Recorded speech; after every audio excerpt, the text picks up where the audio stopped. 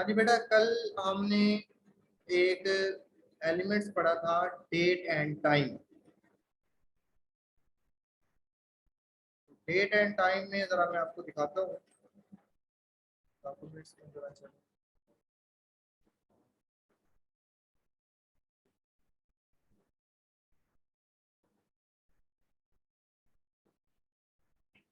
हाँ जी बेटा, ये देखें जरा, डेट एंड टाइम कल हम इससे यूज कर रहे थे। ये यूज नहीं हो रहा था रात, शायद आपको याद हो या ना हो, क्योंकि उसकी रीजन कुछ यूं थी कि हम इसको जिस तरह यूज कर रहे थे वो उसका टाइप हम गलत लिख रहे थे। तो इसलिए ये देखें, यही था बेटा, ये देखो डेट एंड टाइम। तो बेसिकली कल हम जो लिख रहे थे वो लिख रहे थे इस तरह कि हम इतना यूज कर रहे थे यहाँ तक। जब हम यहाँ तक यूज करते थे इसी वो खाली आ रहा था। देखिए अब मैंने लिखा था सिर्फ डेट एंड टाइम। तो जब ये देखें, अब इसे मैं रिफ्रेश करता हूँ तो ये देखिए खाली हो गया, कुछ भी नहीं आ रहा उसमें। तो बेसिकली इसको यूज करने का तरीकाकार क्या था, इसका जो असल डाटा टाइप थी वो आगे लोकल भी लिखना था, वो मेरे जहन में नहीं था उस टाइम। इसे हैश आगे लिखना है लोकल, लोकल। ठीक है, तो लोकल जैसे लिखोगे तो अब इसको जरा हम चेक करते हैं जी।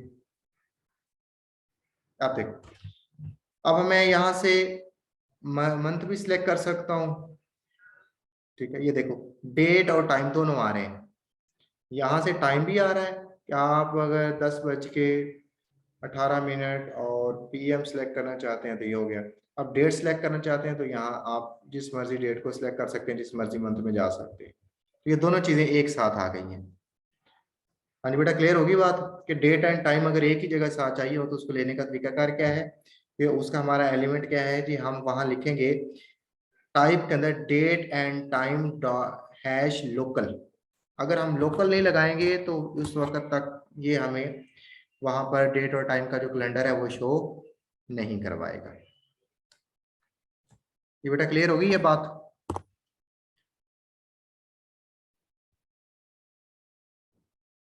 आगे देखें जरा हम, ये एक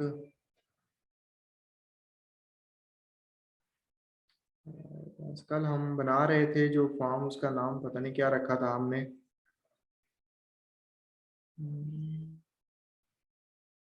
फॉर्म तो नहीं था उसका, कल डॉक्यूमेंट्स हमने बनाया तो उसका नाम क्या था, HTML5 एट्रीब्यूट्स, ये थे। हाँ जी बेटा, ये देखो हमने कल इसके एलिमेंट्स पासवर्ड कर लिया था, कलर भी कर लिया था, रेंज कर लिया था, डेट एंड टाइम लोकल कर लिया था, टाइम कर लिया, मंथ कर लिया।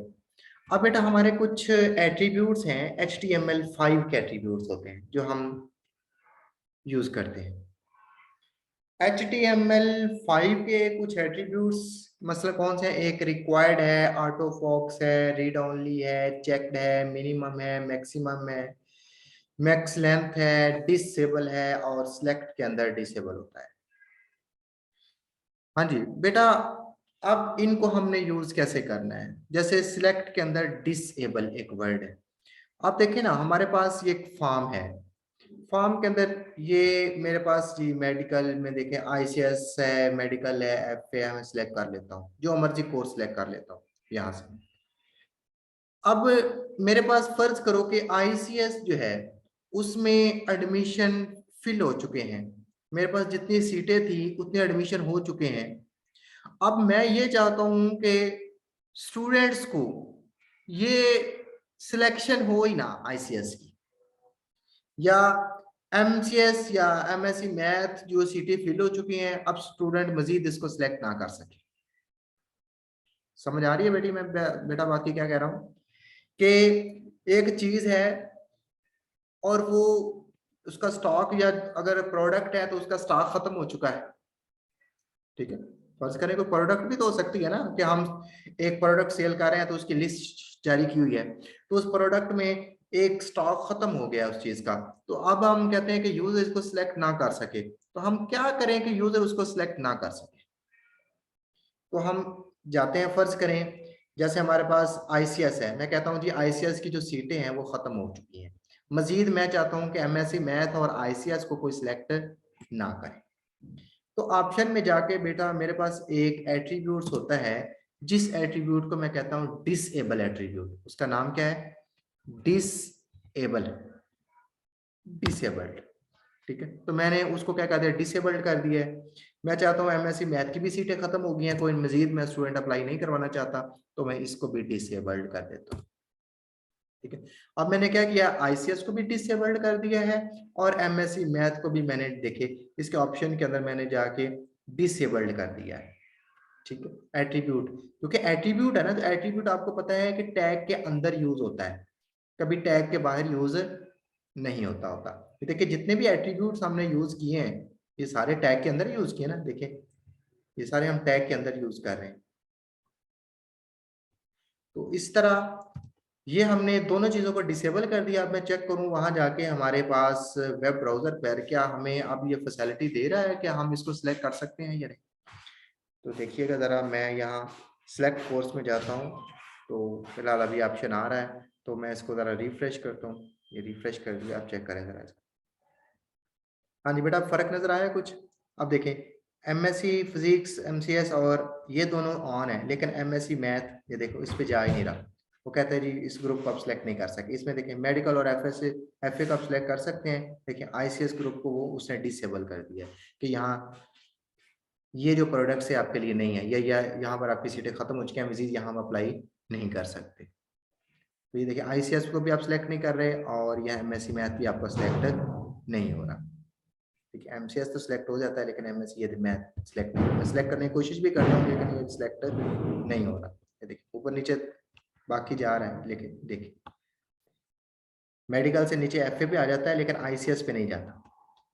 हाँ जी बेटा, क्लियर हो गया कि अगर हम किसी प्रोडक्ट को डिसेबल करना चाहते हैं, अगर उसके स्टॉक खत्म हो चुका है या उसमें कोई ऐसी प्रोडक्ट है हम उससे चाहते हैं कि अब ये यूजर के लिए ऑफर खत्म हो चुकी है इस चीज की, तो उसको हम क्या करेंगे? उसको डिसेबल कर देंगे। हाँ जी बेटा, अंडरस्टैंड?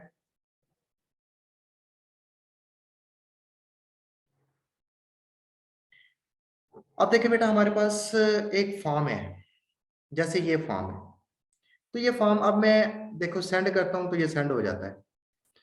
अब मैं चाहता हूं कि मेरे को इसमें एक ऐसी प्रोडक्ट है, मैं कहता हूं मेरा फॉर्म उस वक्त तक सेंड ना हो जब तक वो अपना ईमेल आईडी ना दे दे। फर्ज करें मैं किसी चीज को मेरे लिए कंपलसरी है, या मैं कहता हूं कि मेरी फाइल जो है जब तक वो अपना ये सिलेक्ट फाइल ना कर ले, या CNIC इसकी जगह मैं कह देता हूं कि जब तक वो CNIC अपलोड ना करे उस वक्त तक उसकी फाइल सबमिट ही ना हो। तो मैं इसको किसी एटम को या किसी अपने एट्रीब्यूट्स को या किसी एलिमेंट्स को मैं चाहता हूं कि उसको कंपलसरी कर दूं कि उसके बगैर इसके बगैर जरूरत नहीं है। जैसे फोन नंबर ही है, मैं कहता हूं कि अगर जब तक वो नंबर नहीं देगा, फोन नंबर नहीं देगा, उस वक्त तक उसकी एंट्री नहीं है। ठीक है, तो यहाँ पर जिस चीज को मैं चाहता हूँ कंपलसरी करना, तो मैं उसको क्या कर देता हूँ? रिक्वायर्ड कर देता हूँ। ठीक है, तो रिक्वायर्ड का पता चल गया कि रिक्वायर्ड किस लिए होता है? किसी चीज को कंपलसरी करने के लिए होता है।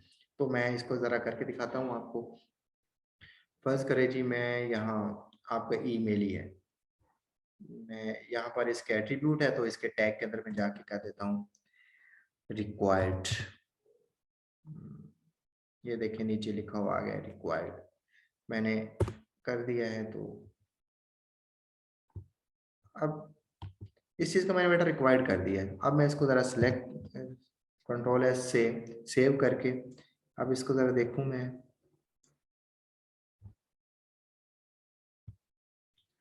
हाँ जी, इसको मैं रिफ्रेश करता हूँ। अब मैं बाकी चीजें फिल कर देता हूँ, मैं नाम भी फिल कर देता हूँ।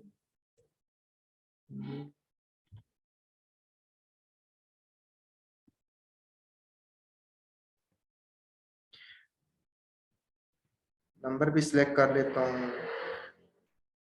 ठीक है, यहाँ से डेट भी को सिलेक्ट कर लेता हूँ। चले बाकी जो चीजें मैंने फीमेल सिलेक्ट कर लिया, यहाँ से ये कुछ ये सिलेक्ट कर लिए, देखे कुछ छोड़ दिए। अब मैं इस फॉर्म को सेंड करता हूँ। अब देखिए उसने फॉर्म के ऊपर किसी जगह पर भी और आपको एलिगेशन नहीं लगाया। देखिए किसी जगह पर भी एलिगेशन नहीं लगा। जब मैं सेंड करता हूँ ना, ये देखो फॉरन एलिगेशन किसके ऊपर आ रहा है? ईमेल के ऊपर आ रहा है। Please fill out this field, कि इस फील्ड को लाजमी फिल करो। कि बाकी उसने देखा मैंने ऊपर नाम भी नहीं लिखा, ये देखो नाम नहीं लिखा, उसने कोई इतराज नहीं किया। मैंने नीचे फाइल उसे नहीं दी, उसने कोई इतराज नहीं किया। मैंने पासवर्ड नहीं दिया, कोई इतराज नहीं दिया। उसने मैंने डेट एंड टाइम मंथ कुछ नहीं दिया, उसने किसी चीज का इतराज नहीं किया। लेकिन जब मैं सेंड करता हूं तो वो मुझे कहता है जी ईमेल, ईमेल का इतराज देता है कि ईमेल आप एंटर करें। इसका मतलब है कि जिस चीज को आप चाहते हैं कि ये चीज मैंने यूजर से लेनी लेनी है, बाकी कोई चीज फिल करे या ना करे, या आप चाहते हैं कि मैंने हर चीज यूजर से लेनी है, कि कोई कॉलम वो खाली ना छोड़े, तो इसका मतलब आप सबको क्या करेंगे, रिक्वायर्ड कर देंगे। जिस तरह देखिए मैंने ईमेल को क्या कर दिया था, रिक्वायर्ड कर दिया। तो अगर मैं और भी किसी चीज को चाहूँ तो रिक्वायर्ड कर सकता हूँ। फर्ज करें मैं यहाँ डेट एंड टाइम चाहता हूँ तो रिक्वायर्ड कर देता हूँ। तो हाँ जी, रिक्वायर्ड। अब इसको मैं रिक्वायर्ड कर दिया, इसका मतलब जब तक मैं उसे डेट नहीं दूंगा उस वक्त तक वो मुझे आगे नहीं लेके जाएगा। अब ईमेल में सेंड कर देता हूँ, फर्ज करो ईमेल में उसे दे देता हूँ @gmail.com, gmail.com, ये मैंने दे दिया। अब अगर मैं सेंड करूं तो चेक करूं मेरा सेंड होता है।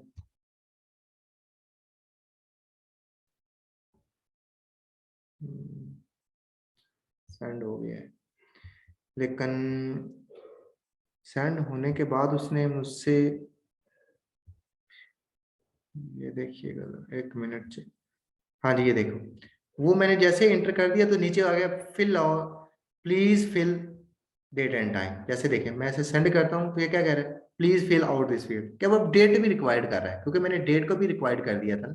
अब वो डेट कहता है कि इस डेट को भी फिल करो, तब मैं इस फॉर्म को सेंड करूंगा, अदरवाइज इस फॉर्म को मैं सर्वर के पास नहीं भेज सकता।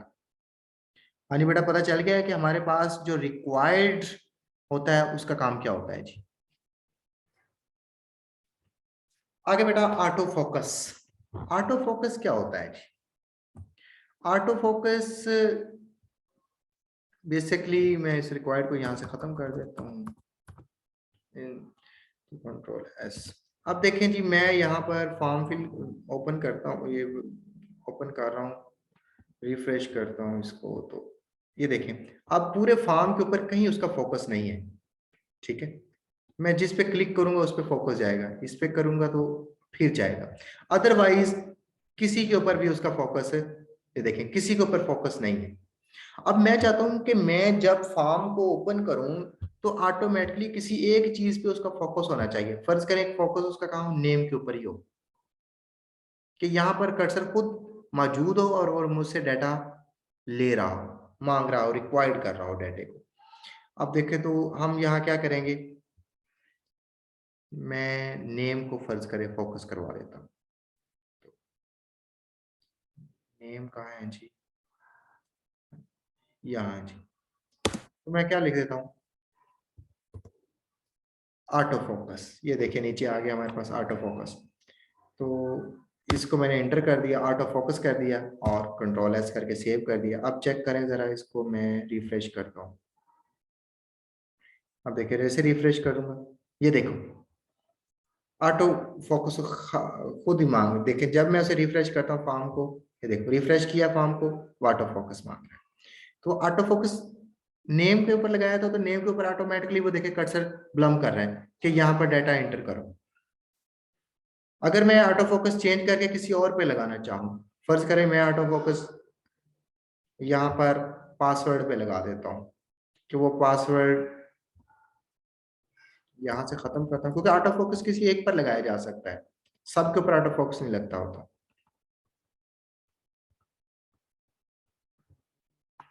जी पासवर्ड कहाँ है जी, पासवर्ड ये है जी। पासवर्ड को मैं ऑटो फोकस कर देता हूँ,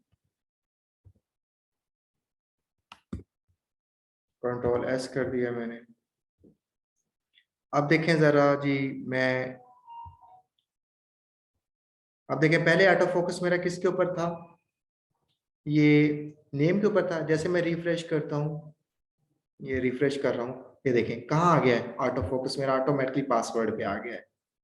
ठीक है, ऐसे यहाँ मैं लेके आता हूँ, ये मैं खुद लेके आया हूँ यहाँ पर, लेकिन जैसे से रिफ्रेश करूंगा, जैसे देखो रिफ्रेश करता हूँ तो ऑटो फोकस मेरा ऑटोमेटिकली पासवर्ड पे चला गया। तो ऑटो फोकस का मतलब होता है कि आपका कर्सर इस एट्रीब्यूट पे या इस एलिमेंट्स पे हो कि वो आपसे कहे कि यहाँ पर वैल्यू एंटर करो, तो वो आपको किसी जगह पर फोकस करवा रहा हो, बस यही काम होता है आपका फोकस का। बाकी बेटा हमारे पास आगे जी रीड ओनली, कि फर्ज करें आपको डाटा है, वो कहते हैं आप चाहते हैं कि सिर्फ रीड ओनली हो सके, इसमें कोई राइट ना किया जा सके, ठीक है। तो वो भी हो सकता है कि फर्ज करें मैं डाटा को सिलेक्ट कर लेता हूँ, फर्ज करें कोई वैल्यू, जैसे मैं नेम ही है, नेम को मैं क्या कर लेता हूँ जी, रीड ओनली कर लेता हूँ।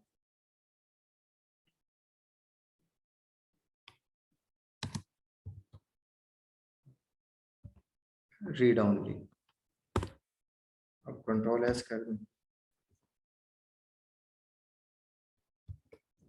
अब चेक करें कि हाँ जी, अब देखें यहाँ पर मेरा, सॉरी रिफ्रेश नहीं किया, अब देखो यहाँ पर कुछ भी नहीं लिखा जा रहा, मैं लिखने की कोशिश कर रहा हूँ, देखें कर्सर ही अंदर नहीं आ रहा मेरे पास। इसका मतलब वो कहता है जी आप इसको सिर्फ देख सकते हैं, आप इसके अंदर कुछ कर नहीं सकते, ठीक। या ये कलर्ड है, या कोई इसी और को मैं चाहता हूँ कि सिर्फ रीड ओनली हो सके। अब सिलेक्ट क्लास, मैं चाहता हूँ क्लास जो है वो सिर्फ रीड ओनली हो सके, हम चेंज ना कर सकें, बस ऐसे ऐसे कर सकते हैं आप। तो मैं यहाँ पर रीड ओनली कर देता हूँ जी, सिलेक्ट को रीड ओनली कर देता हूँ।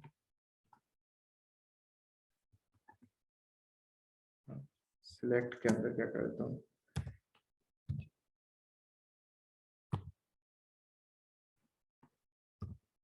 रीड,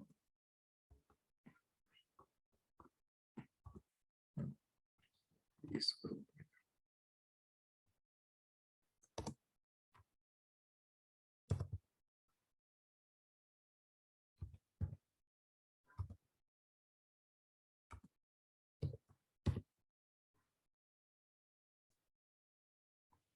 कंट्रोल, अब चेक करें इसको, ये इस पे अप्लाई होता है कि नहीं। वैसे मेरे ख्याल मुश्किल ये अप्लाई होगा, क्योंकि सिलेक्शन में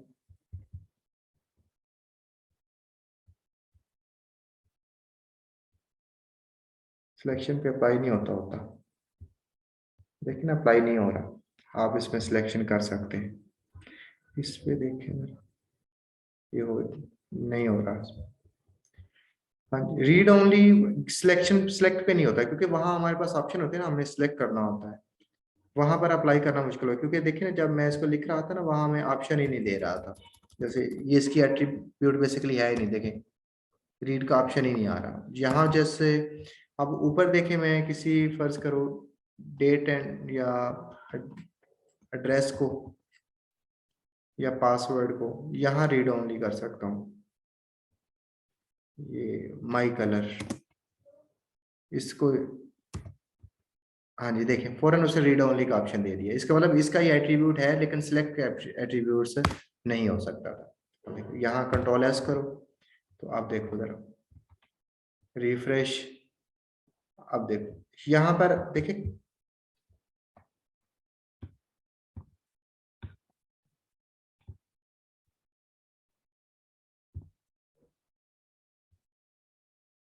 इसके ऊपर हमने कलर पे लगाया, किस पे लगाया था रीड ओनली,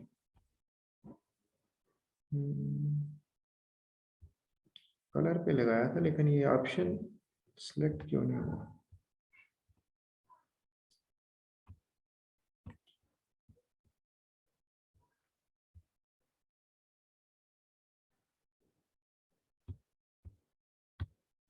Read only,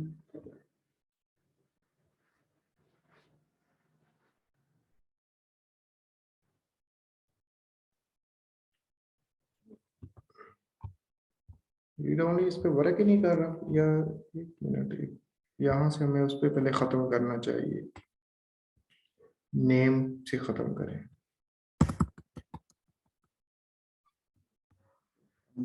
अब इसे चेक करते हैं।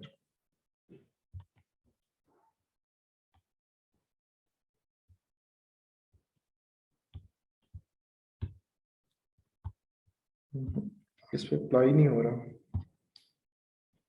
इस पे जरा चेक करें, या किसी और पे अप्लाई अप्लाई करके चेक करता हूँ, एड्रेस पे कर देते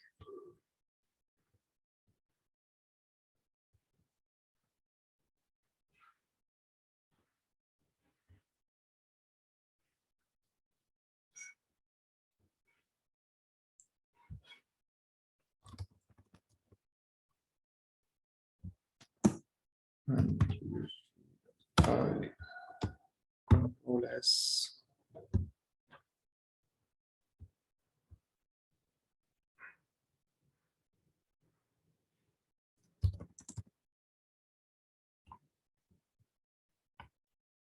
हाँ जी, यहाँ पर बेटा अप्लाई होता है, लेकिन कुछ चीजों पे अप्लाई हो रहा है रीड ओनली, और कुछ चीजों पे अप्लाई नहीं हो रहा।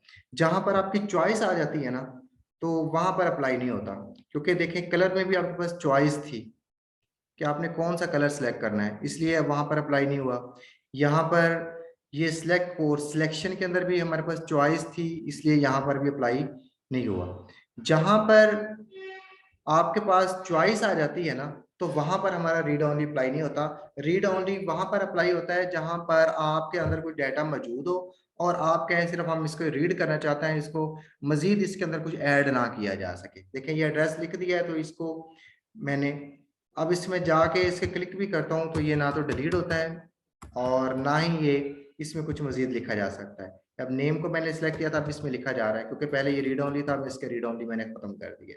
तो रीड ओनली बेसिकली एक ऐसा एट्रीब्यूट है जिससे हम क्या कर सकते हैं, किसी एलिमेंट्स को सिर्फ रीड करवा सकते हैं, उसमें डाटा राइट नहीं कर सकते। और ये याद रखना है कि उस एलिमेंट्स के लिए होता है जिसमें सिलेक्शन ना हो, जिसमें मैनी ऑप्शंस मौजूद ना हो, कि वहाँ आपके पास जैसे कलर है, या इसके अलावा हमारे पास सिलेक्ट का ऑप्शन था, उसमें मैनी ऑप्शंस थे, उनमें से किसी एक को सिलेक्ट करना था।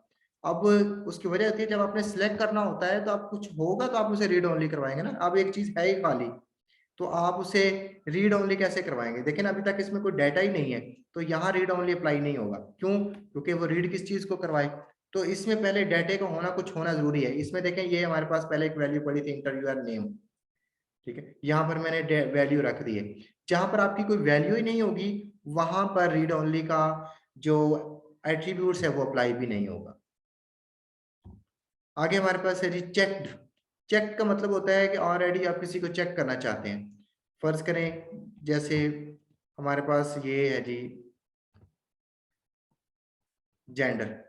अब मैं चाहता हूं कि जब भी फॉर्म ओपन हो, मेल ऑलरेडी सिलेक्टेड हो, मेल को चेक्ड होना चाहिए।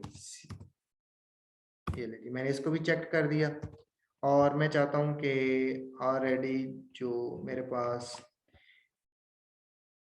वेब डेवलपमेंट चेक्ड होना चाहिए, ये दोनों ऑलरेडी चेक्ड हो। अब चेक करें जरा, ये चेक होते हैं या नहीं।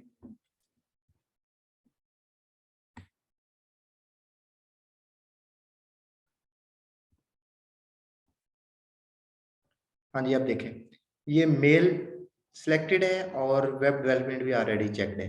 अब देखें, इसको मैं करता हूँ तो वो फिर खत्म हो जाएगा, वो चेक। अब ये और भी सिलेक्ट हो सकता है, इसे हम अनसिलेक्टेड बाद में कर सकते हैं। इसका मतलब पहले ऑलरेडी सिलेक्टेड हो। अब इसे रिफ्रेश करूं तो ये देखो, फिर इसको मैं ये फॉर्म को ऊपर करता हूँ, ये देखिए मेल फिर सिलेक्टेड है और वेब डेवलपमेंट सिलेक्टेड है। तो वेब सिलेक्टेड का मतलब, ये चेक्ड का मतलब ये होता है कि आपकी वो चीज पहले से सिलेक्ट हो, आप उसे चेंज करना चाहते हैं तो ठीक है, अदरवाइज नहीं। अब जैसे मेडिकल कोर्स के अंदर ये देखें, मैं चाहता हूं कि मेरे पास एफ ए पहले सिलेक्टेड हो, ठीक है, या यहाँ से मेरे पास एफ एस सी पहले सिलेक्टेड हो, फिर जिसने चेंज करनी हो वो कर ले, तो मैं इसको सिलेक्टेड कर लूंगा, या सिलेक्टेड कर लूंगा यहाँ, और यहाँ पर चेक्ड कर दूंगा, ठीक है। यहाँ पर चेक्ड होता है क्योंकि इसको हमने चेक करना होता है, इसको इसको क्योंकि हमने यहाँ पर क्लिक करना होता है, इसको हम कहते हैं चेक्ड। ये भी हमारा चेक्ड है। और इसके बाद हमारे पास आगे देखें जी, मैक्सिमम और मिनिमम। मैक्सिमम और मिनिमम ये एक रेंज होती है, जैसे नंबर्स हमारे पास हैं, मैं चाहता हूँ कि ना तो इससे ज्यादा हो ना इससे कम हो। अब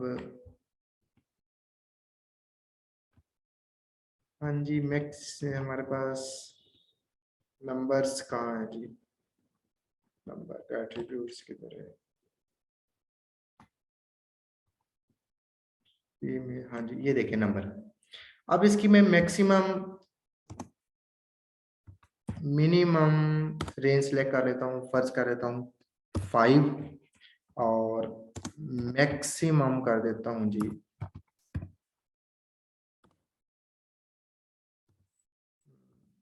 15, कि इसके दरमियान में सिलेक्शन हो सके, इससे ज्यादा सिलेक्शन ना हो सके। अब देखें जरा, मैं इसको रिफ्रेश करता हूँ।